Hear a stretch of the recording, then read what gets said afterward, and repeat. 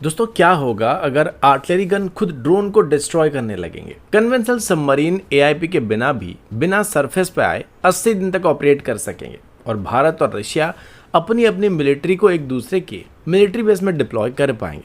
आज की वीडियो में हम ऐसे ही कुछ इंटरेस्टिंग अपडेट के बारे में बात करने वाले हैं। नमस्कार दोस्तों, मेरा नाम है अंशुमन नायक और आप सभी का बहुत बहुत स्वागत है इंडियन डिफेंस न्यूज के डिफेंस टॉक सीरीज में। तो चलिए देर न करते हुए आज की वीडियो शुरू करते हैं।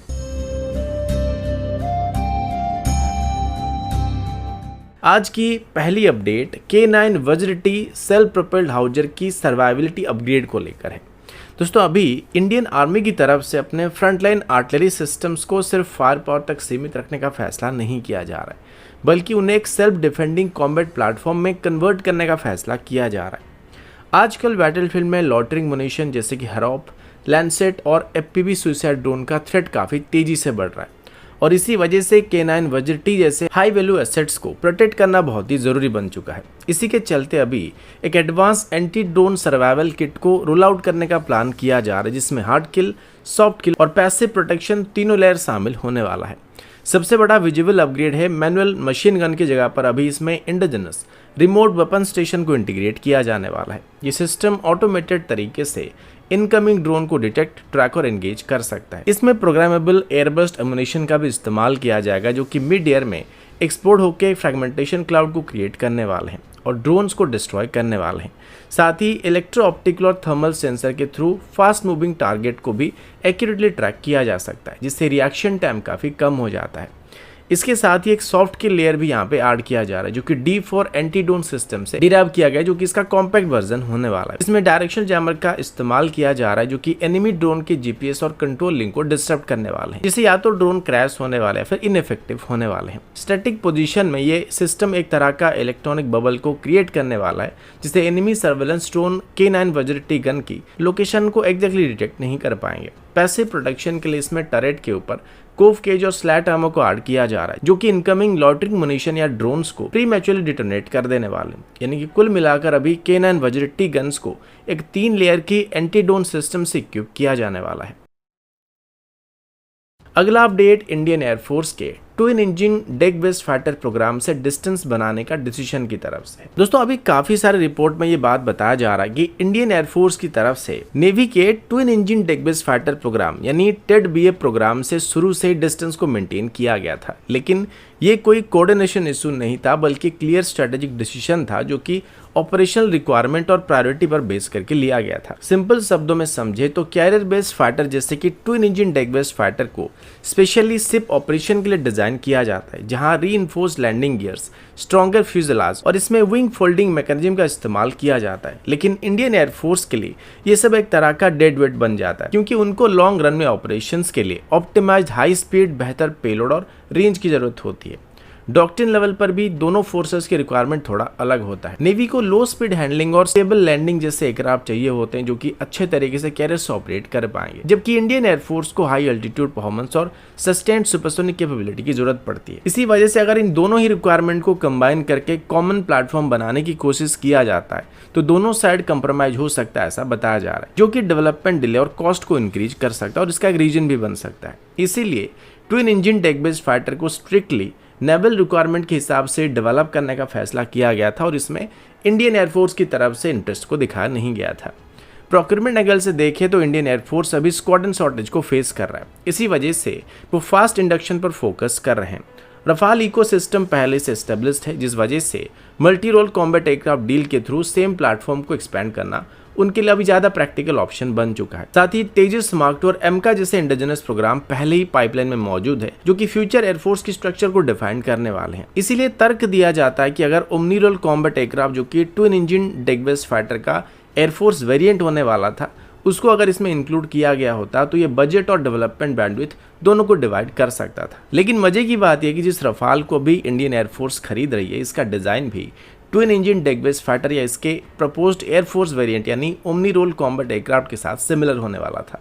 रफाल का भी नेवल वेरिएंट है, रफाल का भी एयरफोर्स वेरिएंट है और इन दोनों ही वेरिएंट को अभी इंडियन एयरफोर्स और इंडियन नेवी दोनों खरीद रही है, जो कि इन दोनों के रिक्वायरमेंट में फिट हो रहे हैं। लेकिन वहीं पर twin engine deck based fighter omni role combat aircraft इसमें फिट नहीं हो रहे हैं।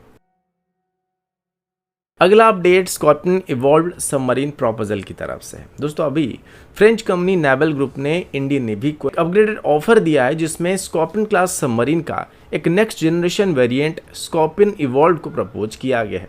ये basically existing Kalvari class submarine का एक एडवांस वर्जन होने वाला है, जिसका मेन एम प्रोजेक्ट 75 और प्रोजेक्ट 75I के बीच एक कैपेबिलिटी गैप को फील करना है।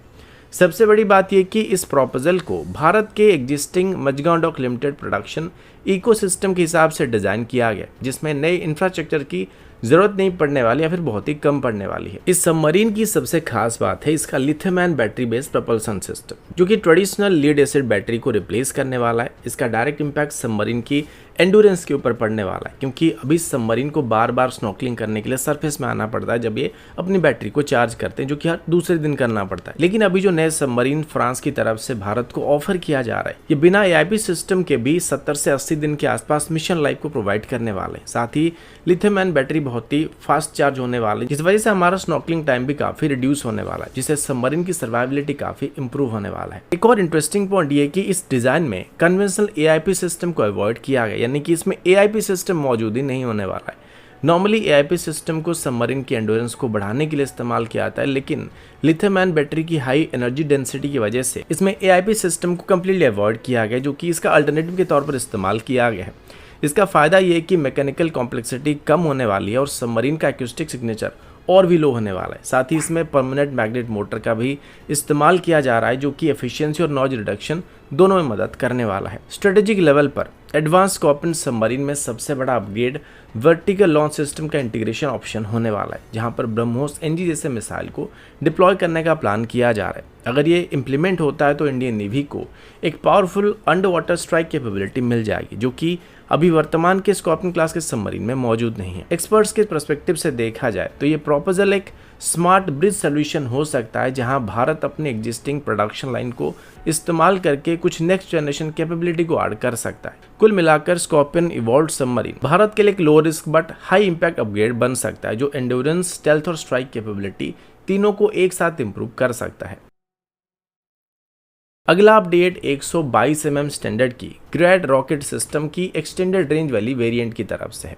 दोस्तों अभी ब्रह्मास्त्र एक्सप्लोजिव एंड एमुनिशन की तरफ से एक बहुत बड़ा अनाउंसमेंट किया गया है, जहां पर उन्होंने 122 mm स्टैंडर्ड की ग्रैड रॉकेट का अपग्रेडेड वर्जन को इंट्रोड्यूस किया है, जिसका रेंज लगभग 40 किलोमीटर के आसपास होने वाला है। ये डेवलपमेंट उस टाइम पर आया है जब ग्लोबल लेवल पर रॉकेट आर्टिलरी सिस्टम की डिमांड काफ़ी तेज़ी से बढ़ रहा है और कंट्रीज अपनी फायर पावर को क्विकली एनहांस करने की कोशिश कर रहे हैं।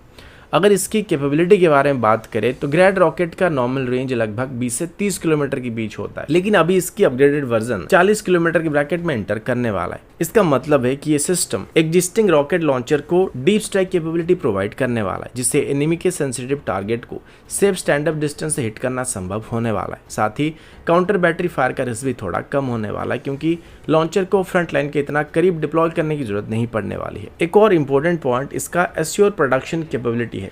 कंपनी के हिसाब से OEM के साथ पहले से मैन्युफैक्चरिंग स्लॉट को सिक्योर किया जा चुका है, जिससे सप्लाई चेन स्टेबिलिटी मेंटेन रहने वाली है।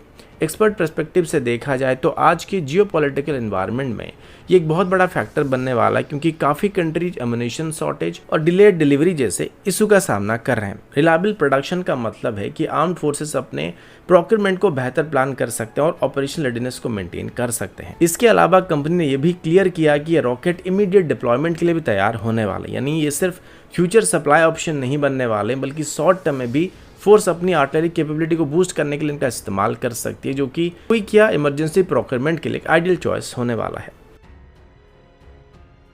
अगला अपडेट भारत और रशिया के बीच नए मिलिट्री कोऑपरेशन एग्रीमेंट की तरफ से है। दोस्तों अभी दोनों देशों के बीच एक ऐसा एग्रीमेंट साइन किया गया जिससे भारत और रशिया के डिफेंस पार्टनरशिप एक नए लेवल पर पहुंचने वाली है। इस डील के तहत अभी भारत और रशिया एक दूसरे के टेरिटरी पर अपने मिलिट्री एसेट को डिप्लॉय कर सकते हैं, जिसमें एयरक्राफ्ट, वॉरशिप्स और ट्रूप शामिल होने वाले हैं। ये एग्रीमेंट 12 जनवरी से ऑफिशियल इंप्लीमेंट हो चुका है, जो कि एक लॉन्ग टर्म स्ट्रेटेजिक कोऑपरेशन का सिग्नल दे रहा है। अगर इसकी स्केल को देखा जाए तो एक समय पर लगभग 3000 मिलिट्री पर्सनल को एक दूसरे के टेरिटरी में डिप्लॉय किया जा सकता है। साथ ही 10 एयरक्राफ्ट और 5 वॉरशिप को भी एक दूसरे के बेस में डिप्लॉय किया जा सकता है और ऑपरेट किया जा सकता है। इसमें लॉजिस्टिक, टेक्निकल सपोर्ट और ऑपरेशनल कोऑर्डिनेशन के लिए क्लियर रूल को डिफाइन किया गया, जिससे जॉइंट डिप्लॉयमेंट स्मूथली एग्जीक्यूट किया जाने वाला है।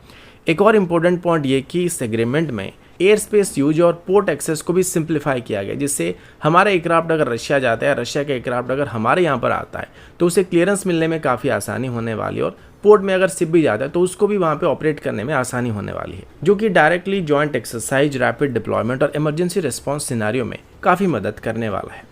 एक्सपर्ट पर्सपेक्टिव से देखा जाए तो ये एग्रीमेंट सिर्फ ट्रेनिंग या एक्सरसाइज तक सीमित नहीं रहने वाला है, बल्कि एक तरह का फॉरवर्ड डिप्लॉयमेंट फ्रेमवर्क क्रिएट करने वाला है। इसका मतलब ये कि फ्यूचर में दोनों देश स्पेसिफिक रीजन में अपनी अपनी प्रेजेंस को कोऑर्डिनेट तरीके से मेंटेन कर सकते हैं, जो इंडो पैसिफिक और यूरेशियन थिएटर में स्ट्रेटेजिक सिग्नलिंग का एक बहुत बड़ा फैक्टर बनने वाला है। कुल मिलाकर भारत और रशिया का यह नया एग्रीमेंट डिफेंस कोऑपरेशन को प्रैक्टिकल ऑपरेशन लेवल पर ले जाने वाला है, जहां इंटरप्रोबेबिलिटी, रैपिड डिप्लॉयमेंट और जॉइंट रेडीनेस तीनों को सिग्निफिकेंटली बूस्ट मिलने वाला है। तो दोस्तों अभी के लिए इतना ही, मिलता हूं आपसे अगले वीडियो में, तब तक के लिए जय हिंद, वंदे मातरम।